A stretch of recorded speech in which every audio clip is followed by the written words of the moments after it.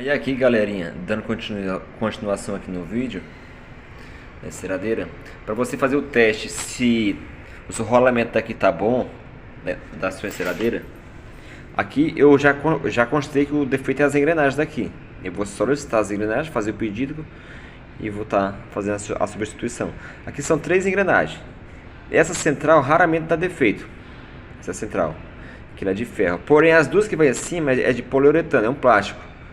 Então elas sempre vão estar desgastando. Quando ela der perca de força ou algum barulho, é bem provavelmente ser essas duas engrenagens de cima. Aí você vai estar só removendo o motor. Essa aqui é a enceradeira industrial Alclean número A35, mas também serve para qualquer tipo de enceradeira. Você vai estar tirando os dois parafusos, que geralmente é parafuso 14, e vai ver as engrenagens que tem aqui, ó. Um aqui e um aqui, que no caso dessa aqui eu já tirei. Tá ali, ó. Tá desgastada. Tá desgastada aqui, ó. Desgastada aqui, ó.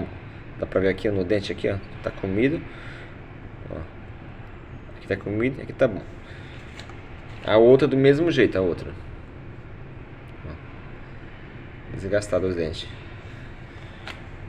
Aí fez a substituição dela, já era, acabou o problema. E para você testar o motor aqui, ó, esse motorzinho aqui dela, para você testar se está fazendo algum barulho, você faz isso, ó.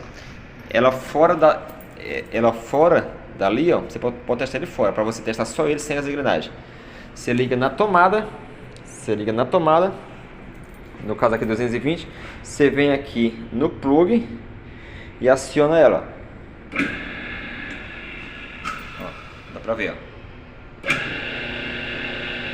E está ótimo. Se o rolamento tá bom, não tá fazendo barulho nenhum, tá ótimo.